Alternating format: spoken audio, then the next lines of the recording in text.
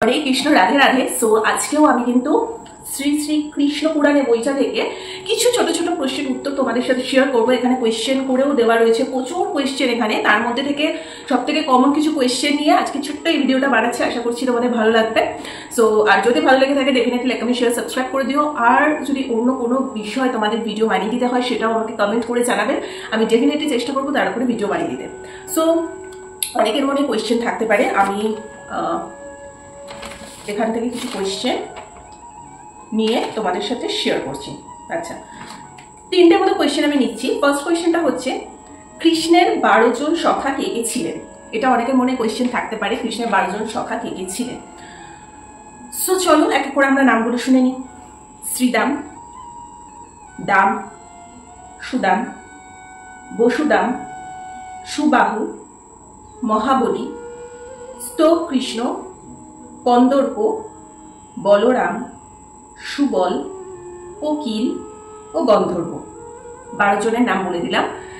পারলে তোমরা একটু পজ করে নিয়ে হালকা হালকা করে শুনো, তাহলে বুঝে যাবে। আচ্ছা, এবার আরেকটা কোয়েশ্চেন হচ্ছে, কৃষ্ণের 12 জন সখা পূর্বজন্মে কে কে ছিলেন? এখানে অ্যান্সার আছে, পূর্বজন্মে এরা গোলকে নারায়ণের দাঁড়ি ছিলেন। ওয়াও, ওনারাই মানে পূর্বজন্মে গোলকে, গোলক বৃন্দাবন যেখানে মানে মেন কৃষ্ণের গৃহ, তো ওখানে ওনারা নারায়ণের দাঁড়ি ছিলেন, ওই জন্যই ওরা গোকুলে ওদের সখা রূপে এসছে। আচ্ছা, এবার নেক্সট কোয়েশ্চেন হচ্ছে, আমরা তো এখন কৃষ্ণের সখাদের নাম শুনলাম, তাহলে রাধারানী বাদ যায় কেন? নেক্সট কোয়েশ্চেন, শ্রী রাধার অষ্টসখীর নাম কি? ভেরি ইম্পর্টেন্ট, এবং আমরা সবসময় দেখেই থাকি যে ওনার প্রিয় অষ্টসখী হচ্ছে 8 জন। তো তাদের নাম কি কি তোমরা একটু শুনে নাও। চন্দ্রাবলী, ললিতা,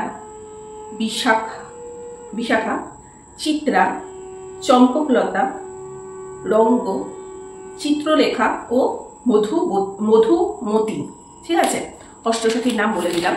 আরেকটা কোয়েশ্চেন হচ্ছে যে, কৃষ্ণের বাঁশি নিয়ে অনেকের অনেক কোয়েশ্চেন থাকে, যে কৃষ্ণের হাতে বাঁশি কেন থাকে এবং কৃষ্ণের কয় প্রকার বাঁশি, নাকি একটাই বাঁশি নাকি আরো বাঁশি আছে। তো সেইটা নিয়েও আমি এটার মধ্যে আমি ঢুকিয়ে দিচ্ছি। 3টে কোয়েশ্চেন আমি নিয়ে নিলাম। ঠিক আছে, কৃষ্ণের হাতে বাঁশি থাকে কেন?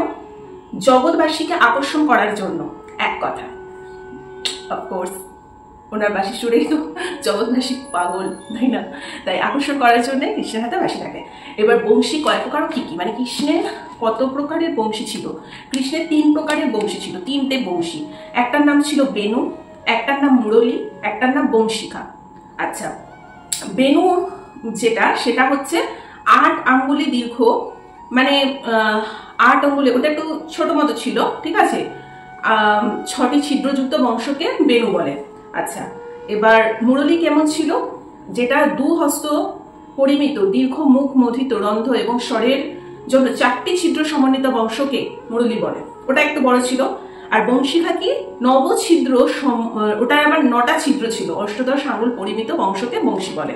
আচ্ছা, এবারে আবার তোমাদের কোয়েশ্চেন আসতে পারে যে 3 রকমের যে বাঁশি আছে, এগুলো তো তার মানে আকার আয়তন কোনো কিছুই একরকম না। ঠিক আছে, বেনু 8 আঙ্গুল প্রমাণ, আর মুরলী হচ্ছে 12 আঙ্গুল, আর অষ্টাদশ আঙ্গুল হচ্ছে ওই বাঁশরি।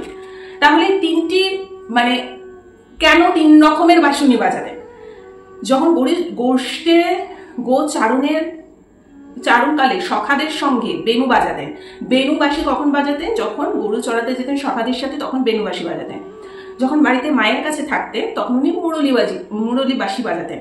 আর যখন শ্রীমতী মানে রাধারানী এবং ব্রজ গোপীগণদের সঙ্গে বিহার করবার জন্য যেতেন তখন উনি বাঁশরি বাঁশি বাজাতেন। তাহলে 3টে বাঁশির নাম, তাদের আকার মানে আয়তন কিরকম এবং কি কি কারণে তারা মানে 3টে বাঁশি কোন কোন পারপাসে উনি বাজাতেন সেটা নিয়েও আমি ছোট্ট করে বলে দিলাম। আশা করছি একটু ইনফরমেশনটা ভালোই লেগেছে তোমাদের। অনেকের মানে কোয়েশ্চেন থাকে যে অষ্টদশ সখীর নাম কি, বা কৃষ্ণের প্রিয় সখাদের নাম কি, বা 3টে যে বাঁশি আছে কি কি পারপাস উনি বাজিয়ে থাকেন তাদের নাম কি কি হয়। সো আই থিঙ্ক একটু হলেও তোমাদের সাথে শেয়ার করতে পেরেছি। যদি ভিডিওটা ভালো লেগে থাকে লাইক, শেয়ার, সাবস্ক্রাইব করে দিও। সকলে ভালো থেকো, বেশি বেশি করে ঈশ্বরের নাম জপ করতে থেকো। সো নেক্সট আবার অন্য কোনো টপিক নিয়ে চলে আসবো। আজকের মতো এখানেই টাটা, হরে কৃষ্ণ।